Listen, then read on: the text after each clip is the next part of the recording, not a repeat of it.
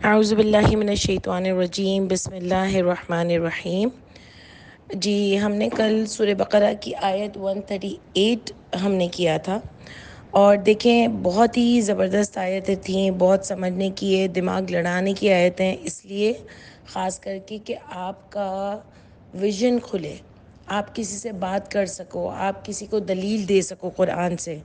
اسی لیے آپ کو بہت سوچنے کی ضرورت ہے اس کتاب میں، اور خاص کر کے یہ آیتیں جو آئی ہیں وحدانیت کی، کہ اللہ کے سوا کوئی معبود نہیں ہے، اور یہ اسی لیے بار بار اس کا ٹاپک ڈسکس ہوگا، کیونکہ اللہ کے ساتھ مسئلہ یہی ہے کہ لوگ اللہ کو تو ہر کوئی مانتا ہے، لیکن اللہ کے ساتھ لوگوں کی ملاوٹ کر دیتے ہیں، یا تو شریک بنا لیتے ہیں یا پھر اللہ کے حکم میں ملاوٹ کرتے ہیں، جس کی وجہ سے آج ہمارا دین بھی تتر بتر ہے، اور لوگوں نے اس میں اتنی ملاوٹیں کر دی ہیں کہ ایکچولی میرے اور آپ کے پاس ہے ہی نہیں۔ اور خاص کر کے دیکھیں، یہ عام آدمی تو کر ہی نہیں سکتا نا، یہ بڑے لوگ کرتے ہیں جو خود دین کے بڑے بن کے بیٹھے ہوتے ہیں، اور وہ سمجھتے ہیں کہ جو انہوں نے سمجھ لیا ہے، کچھ لوگوں نے جو مل کے انہوں نے سمجھ لیا ہے وہی صحیح ہے، اور کسی اور کو اجازت نہیں ہے کہ وہ اس میں کچھ بھی ایڈیشن کرے۔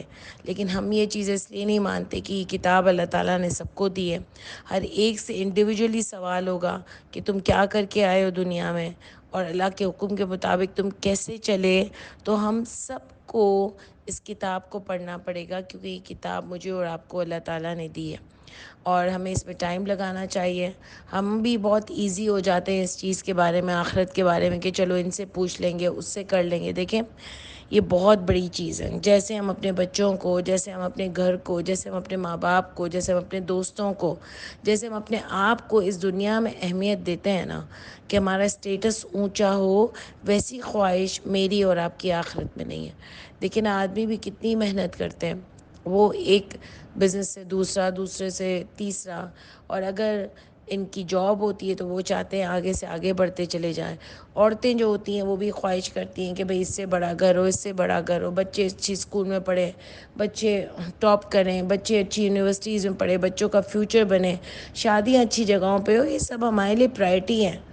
جس کے آج کل بچے ہوتے ہیں، جس کے جتنے بچے ہوتے ہیں، وہ اتنا ہی جلدی بیچارہ بوڑھا نظر آتا ہے، کیونکہ وہ اپنی ساری چیزیں بچوں کے اوپر لٹا دیتا ہے۔ اور یہ کوئی ایسی بات بھی نہیں ہے، ماں باپ ایسے ہوتے ہیں، لیکن اتنا زیادہ ان سب چیزوں کو کرتے کرتے ہم نے اس دنیا کو سمجھ لیا ہے کہ جیسے اس سے آگے کوئی چیز ہی نہیں ہے۔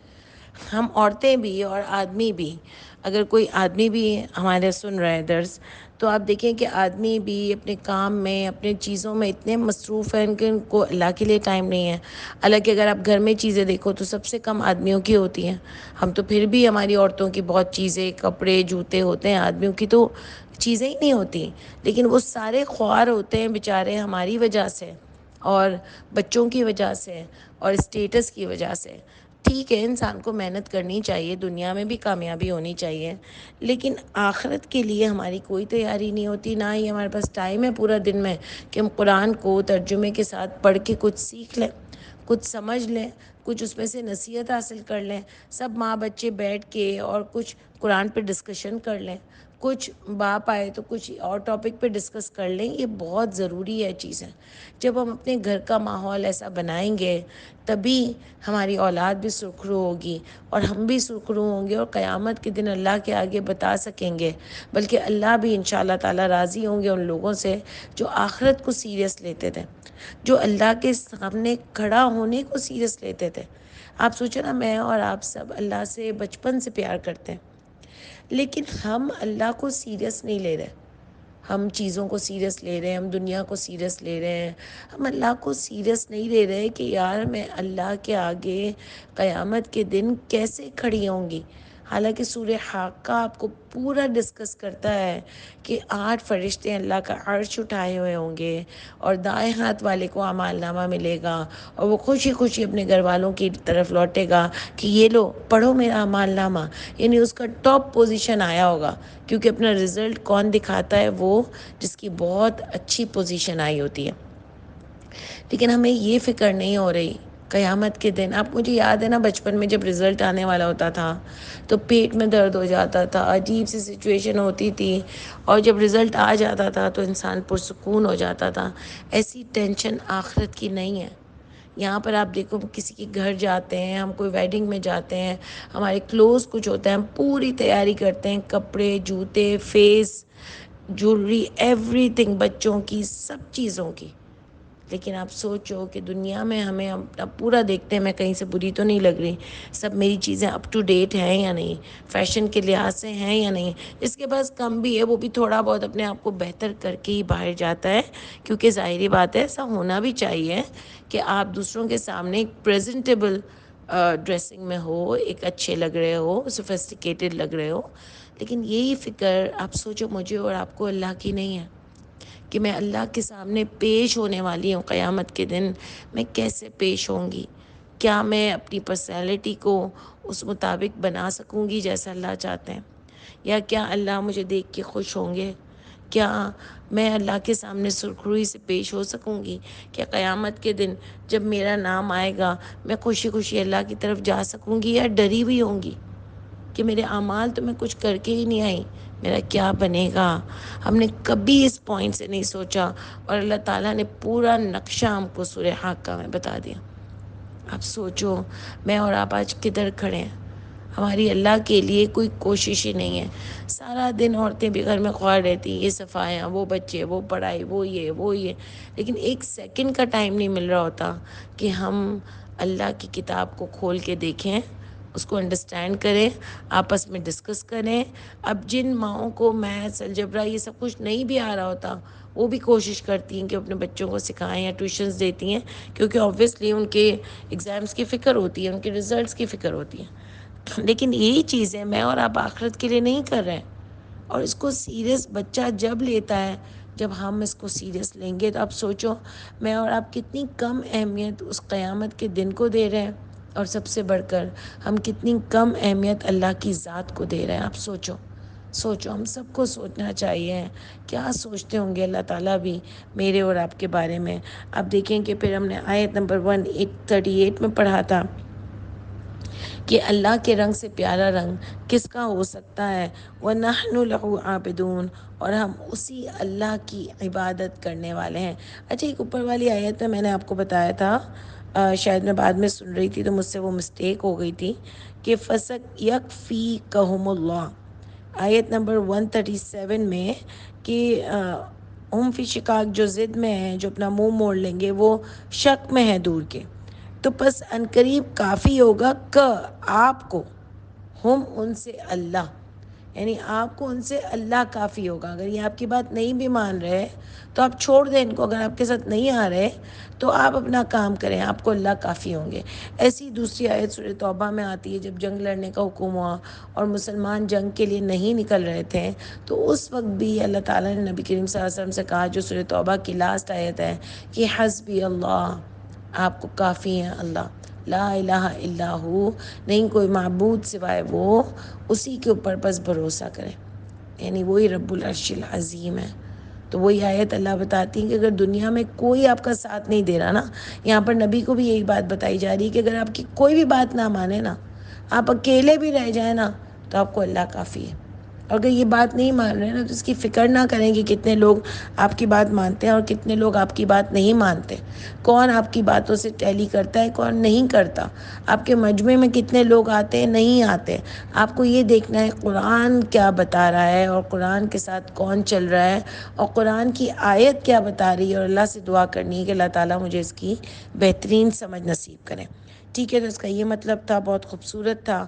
اور اس کے بعد آیت نمبر 139 میں آتا ہے، قُلْ أَتُحَاجُّونَنَا فِي اللَّهِ، یہ بھی ایکچولی ہم نے کیا تھا، قُلْ أَتُحَاجُّونَنَا فِي اللَّهِ، کیا آپ کہہ دیجئے کہ آپ حجت کرتے ہیں اللہ کے بارے میں، وَهُوَ رَبُّنَا وَرَبُّكُمُ اللَّهُ، وہ رب ہے ہمارا بھی اور رب ہے تمہارا بھی، وَلَنَا أَعْمَالُنَا وَلَكُمْ أَعْمَالُكُمْ وَنَحْنُ لَهُ مخلصون، یعنی اللہ تعالیٰ یہاں پر بتا رہے ہیں کہ وہ کہتے ہیں کہ مطلب ہمارا رب تمہارا رب سب سیم ہے، تو تم پھر بھی اس کی باتیں نہیں مان رہے اور بحث کر رہے ہو. تو یہ ہم نے آپ کو کل ڈسکس کر لیا تھا، ہم شاید آیت 139 لگانا بھول گئے، تو انشاءاللہ اس کو ڈسکس کریں گے. کر لیا ہے بلکہ ہم نے، یہ ایزی تھا کہ اعمالنا ولکم اعمالکم، یعنی بس تمہارے اور ہمارے راستے الگ ہیں. پہلے اللہ نے کہا ان کو کہہ دو کہ کافی ہے اللہ آپ سے، یعنی اللہ آپ کو کہہ رہے ہیں، ڈھارس دے رہے ہیں، نہیں مان رہے بات، آپ نے سمجھا دیا، آپ ان کو آپ کے لیے اللہ کافی ہے. آپ ان کو کہہ دو کہ اللہ کا رنگ سب سے پیارا ہے، ہم تو اسی کے لیے فرما بردار ہیں، ہم آپ کی باتوں میں نہیں آ سکتے جو آپ نے خود ساختہ دین بنا لیا ہے. پھر اللہ فرماتے ہیں کہ ان کو آپ کہو کہ تمہارا اور ہمارا رب پالنے والا تو ایک ہی ہے نا، پھر تم اس کی باتوں میں کیوں بحث کر رہے ہو؟ اور اگر بحث کر رہے ہو تو تمہارے لیے تمہارا دین ہے اور ہمارے لیے ہمارا دین ہے. ہم تو صرف پیورٹی کے ساتھ لوگ مخلصون، ہم تو صرف پیورٹی کے ساتھ اسی کی بات مانیں گے، اسی کی عبادت کریں گے، اسی کی کتاب پہ چلیں گے. ٹھیک ہے. پھر آتا ہے ہم تقولون ان ابراہیم و اسماعیل، کیا آپ کہتے ہیں، کیا تم کہتے ہو ان ابراہیم و اسماعیل و اسحاق و یعقوب والاسباط کانوا ھودا و نصارا. دیکھیں اب بات کلیئر ہوئی نا. اللہ فرماتے ہیں ان سے کہو کیا تم کہتے ہو یہ کہ ابراہیم، اسماعیل، اسحاق، یعقوب، اسباط وہ سب یہودی اور نصارہ تھے؟ یعنی میں نے آپ سے کہا تھا نا جب ہم پیچھے آیت کر رہے تھے کہ یہ کوئی بات نکلی ہوگی یعقوب علیہ السلام سے کہ یعقوب علیہ السلام تو یہودی یا نصرانی تھے. جیسے آج آتا ہے نا کہ وہ تو حنفی تھے، شافی تھے، نبی کریم صلی اللہ علیہ وسلم تو یہ تھے. تو اس وقت بھی کوئی لڑائیاں چل رہی تھیں. جب اللہ نے کہا تھا کہ جب یعقوب کو موت آئی تو کیا آپ گواہ تھے؟ جب یہ اپنے بیٹوں سے کہہ رہے تھے کہ پیورٹی کے ساتھ اللہ کو مان لو، تو یہاں سے اور کنفرم ہوا. ٹھیک ہے. اب وہ اور کنفرم ہوا کہ وہ ملاوٹ کر رہے تھے دین میں، اور یعقوب علیہ السلام اپنے بچوں کو بھی اس بات سے بچانے کی کوشش کر رہے تھے، ان کو بھی نصیحت کر رہے تھے. ان کے اپنے بچوں کے لیے ڈر لگ رہا تھا کہ کہیں یہ بھی اللہ کے ساتھ ملاوٹ نہ کر دیں. تو اللہ تعالیٰ نے اس بات کو یہاں کھول دیا جو پہلے ہم کو بتائی کہ یہ کہتے تھے کہ یہ سارے لوگ، تم کہتے ہو یہ یہودی اور نصرانی تھے، یعنی تم نے جو اپنا خود نصرانی اور یہودیوں کا دین بنا لیا ہے تو تم کہتے ہو یہ یہی تھے. قل، آپ کہہ دیجئے، انتم عالم، کیا ہو تم زیادہ جانتے ہو، ام اللہ، اللہ سے، ومن ازلم، اور کون اس سے بڑا ظالم ہوگا، ممن کتم شہادت عندہ، اس سے جو شہادت دے، گواہی دے اللہ کے پاس، من اللہ، یعنی جھوٹی گواہی دے اللہ سے. اس سے بڑا ظالم کون ہوگا جو جھوٹی گواہی دے اللہ کے نام سے. یعنی دین کو جھوٹ بنا کر پیش کر کے لوگوں کو بتایا یہ کہ یہ دین اللہ کی طرف سے. اور دیکھیں اس زمانے میں بھی کیا ہوتا تھا، انہوں نے اپنی کتابیں لکھ لی تھی. اب آپ دیکھو کہیں یہود نصارہ ایک دوسرے کے ساتھ بیٹھنا بھی پسند نہیں کرتے تھے، لیکن جب ایک تھرڈ دین آیا جو نبی کریم صلی اللہ علیہ وسلم لے کر آئے، جو کہ اوریجنل دین تھا، تو دونوں اکٹھے ہو گئے. وہ کہہ رہے تھے آپ یہودی یا نصارہ ہو جاؤ. اور ورنہ کیا کہتے تھے کہ یہودی کہتے تھے ہم جنت میں جائیں گے اور نصارہ کہتے تھے ہم جنت میں جائیں گے. سمجھ رہے ہیں؟ یہاں پر بھی کیا ہوتا ہے، سارے مسئلہ کیوں تو الگ الگ ہے، لیکن جب ان کا کوئی پولیٹیکل موٹیو ہو تو سب ایک ہو جاتے ہیں. اور اگر ان کو کسی اور پارٹی سے، قرآن والا کوئی آ گیا ہے تو اس کے ساتھ جب ان کو لڑائی کرنی ہوتی ہے تو یہ سب ایک ہو جاتے ہیں اور سب ایک دوسرے کے ساتھ مل جاتے ہیں اور کہتے ہیں دیکھیں چاروں مسلک بھی یہ بات نہیں کرتے، تو آپ کیسے کہہ رہے ہیں. یہ اس طرح کے دوگلے اور منافق لوگ ہوتے ہیں کہ جہاں ان کو اپنی ڈوبتی ہوئی لگتی ہے کشتی، وہاں ایک دوسرے کا سہارا لے لیتے ہیں، اور جہاں اکیلے ہوتے ہیں وہاں لڑائیاں لڑتے ہیں آپس میں تاکہ سب کی دکانیں چمکتے رہیں. افسوس کے ساتھ یہ بات کرنی پڑتی ہے کیونکہ ایگزیکٹلی وہی سیناریو ہے جو اس زمانے میں چل رہا تھا. تو اس پہ بھی انہوں نے کیا کہا کہ تم کیا کہتے ہو یہ لوگ یہودی نصرانی تھے. اور یہ بات بھی میں نے آپ سے کہی تھی کہ ہمیشہ نبی کے نام سے جھوٹا دین پھیلایا جاتا ہے، ہمیشہ. آپ دیکھو کیونکہ نبی کے نام سے ہمارا دل سافٹ ہو جاتا ہے نا. آج کوئی آپ کو کہے گا کہ نبی کریم صلی اللہ علیہ وسلم یوں کرتے تھے، یوں کرتے تھے، اور نبی صلی اللہ علیہ وسلم نے یہ بات کہی ہے، تو میرا اور آپ کا دل بھی سافٹ ہو جاتا ہے. ہم کو بھی محبت ہے، ہم بھی ڈرتے ہیں کہ کیا ان کی بات نہیں مانیں گے. لیکن قرآن آپ کو بتاتا ہے کہ نبی صرف اللہ کی کتاب دینے آئے تھے، یہ قرآن دینے آئے تھے، ہمیں کسی کے ساتھ اپنی چیزیں بتانے نہیں آئے تھے کہ کیسے اٹھا، کیسے بیٹھا، کیسے یہ کیا، اور اللہ نے پتہ نہیں کون سا حکم دیا اور نبی صلی اللہ علیہ وسلم کوئی الگ سے ہی حکم دے کے چلے گئے. یہ دین نہیں ہوتا. اور یہ صرف آج نہیں ہو رہا، یہ اس زمانے میں بھی نبیوں کے نام سے جھوٹ بول رہے تھے کہ یہ لوگ یہودی اور نصرانی تھے. دیکھیں اللہ تعالیٰ نے کیسے ہم کو بات کھلی، یہاں پر کیسے کھولی ہمارے لیے بات کو، اور کیسے تفصیل سے سمجھایا. اور آپ دیکھو ہمیشہ اسی لیے ہم کہتے ہیں قرآن بالقرآن ہی تفسیر بتاتا ہے. ہمیں کسی اور کتاب کی ضرورت نہیں ہے قرآن کو سمجھنے کے لیے. اللہ تعالیٰ نے ہمارے لیے کتنے زبردست طریقے سے یہاں پر کھول لی بات کہ تم اللہ پر جھوٹ باندھتے ہو، تم نے جھوٹ بھی دین بنایا ہے، اور نبیوں کے نام سے وہ باتیں کہتے ہو. آج کہتے ہیں نا قال رسول اللہ، اس زمانے میں کہتے ہوں گے قال یعقوب، قال ابراہیم، استغفر اللہ کہتے ہوں گے جو بھی ان کی زبان ہوگی اس میں. تو آپ دیکھو اللہ فرماتے ہیں کون اس سے بڑا ظالم ہوگا. یعنی جب آپ یہ کہتے ہو کہ قال رسول اللہ، تو اس کا مطلب آپ یہ کہتے ہو کہ اللہ کی طرف سے حکم آیا ہے، کیونکہ نبی اللہ کے علاوہ کچھ نہیں بولتے. اور آپ خود یہی آپ کی حدیث بولتی ہے، آپ بولتے ہو کہ نبی صرف وہی بولتے ہیں جو اللہ نے ان کو حکم دیا ہوتا ہے. تو اللہ نے ان کو قرآن کا حکم دیا ہے. ٹھیک ہے. آپ دیکھیں کہ پھر آتا ہے کہ گواہی کرتے ہو جھوٹی، وَمَا اللَّهُ، اور نہیں ہے اللہ غافل، بغافل، غافل، عما تعملون، اس سے جو تم عمل کرتے ہو. تلک امتن، یہ امتیں ہیں، قد خلت، یقیناً گزر چکی، لہا ما کسبت، ان کے لیے جو کمایا اس نے، وَلَكُمْ مَا كَسَبْتُمْ، اور تمہارے لیے جو کمایا تم نے. یعنی ان کے بارے میں لڑائی کرنا چھوڑ دو، تم اپنے حساب سے کرو، وہ تو کما کے چلے گئے. اب تمہارے لیے جو تم کماؤ گے، وَلَا تُسْأَلُونَ، اور نہیں سوال کی جاؤ گے، عَمَّا، اس سے جو کانوا یعملون، اس سے جو تھے وہ عمل کرتے تھے، وہ تم سے سوال نہیں کیا جائے گا. تمہارے بارے میں تم سے سوال کیا جائے گا کہ تم کیا کرتے ہیں، کیا کر کے آئے ہو. تم تو لڑائیاں اسی میں لڑ رہے ہو کہ نبی کریم صلی اللہ علیہ وسلم سب کے سردار تھے، نبی کریم صلی اللہ علیہ وسلم کے لیے دنیا بنائی گئی. نبی کریم صلی اللہ علیہ وسلم آج بھی سنتے ہیں، ایک کہتا ہے نہیں سنتے، ایک کہتا ہے سنتے ہیں، ایک کہتا ہے یہ والے مبارک ہیں، ایک کہتا ہے نہیں ہے. یہ لڑائیاں تم کو لڑنے کی ہی نہیں ہے. تمہاری اوقات نہیں ہے کہ تم نبیوں کے بارے میں لڑائی کر سکو. وہ بہت اونچے لوگ تھے، اور نہ ہی بلندی کے لیے ان کو میرے اور آپ کے اسٹیٹمنٹ کی ضرورت ہے کہ ہم کہیں کہ نبی افضل تھے اور یہ والے نبی افضل تھے اور وہ والے نبی افضل تھے. ان کو ہمارے اسٹیٹمنٹ کی ضرورت نہیں ہے. وہ ہیں ہی بلند، ان کا بہت بلند مرتبہ ہے. اور یہ جو چیپ لڑائیاں لڑتے ہیں نا، ہم ان کے لیے ہماری اوقات نہیں ہے کہ ہم ان کے بارے میں باتیں کریں، کیونکہ اللہ کے سب خاص بندے تھے، چنے گئے تھے، بہت اونچے مقام کے لوگ تھے. اور کیا زبردست پرسنالٹی تھی، اللہ سے پیار تھا، سنسیئرٹی تھی، اوپر سے نیچے تک وحدانیت تھے. ان کے بارے میں آپ جھوٹی باتیں کرتے ہو، بحث کرتے ہو. آپ کو شرم آنی چاہیے کہ ہم لڑائیاں لڑتے ہیں. استغفر اللہ. یہ نبی اپنے بال دینے کے لیے نہیں آئے تھے کہ قیامت تک سب ان کے بال دیکھیں تو ثواب ہو. استغفر اللہ. نبی ایسے شخصیت پرستی کروانے نہیں آئے تھے، نہ ہی نبی ایسے چیز تھے. عاجزی سے بھرے ہوئے تھے.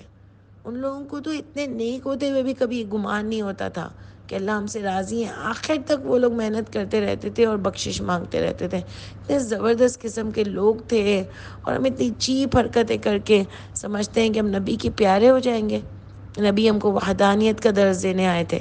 اگر ہم واقعی نبی کریم صلی اللہ علیہ وسلم سے پیار کرتے ہیں نا، ان کی سنت پہ عمل کرنا چاہتے ہیں نا، تو یہ قرآن ہم کو پڑھنا چاہیے، اس پہ عمل کرنا چاہیے، اور اس کو لوگوں تک پہنچانا چاہیے. اور اللہ سے بھی دعا کرنی چاہیے کہ اللہ تعالیٰ اس قرآن کو ہم کو ایسے سمجھائیے جیسے آپ نے اس کو نبی کریم صلی اللہ علیہ وآلہ وسلم کو سمجھایا. اور اللہ تعالیٰ ہم کو اس پر عمل کرنے والا بھی ویسے ہی بنائیے. اور اللہ تعالیٰ ہم کو اس کو لوگوں تک بھی ایسے ہی پیارے طریقے سے پہنچانے والا بنائیے جیسے نبی کریم صلی اللہ علیہ وآلہ وسلم نے اس کو پہنچایا تھا. اگر واقعی پیار کرتے ہیں، باتیں تو بہت کرا لو، وہ بہت کی جا سکتی ہیں، لیکن عمل کسی سے نہیں ہوتا. اللہ تعالیٰ ہم سب کو بعمل کرے. سبحان ربک رب العزت عما یصفون، وسلام علی المرسلین، الحمد للہ رب العالمین. السلام علیکم ورحمۃ اللہ وبرکاتہ.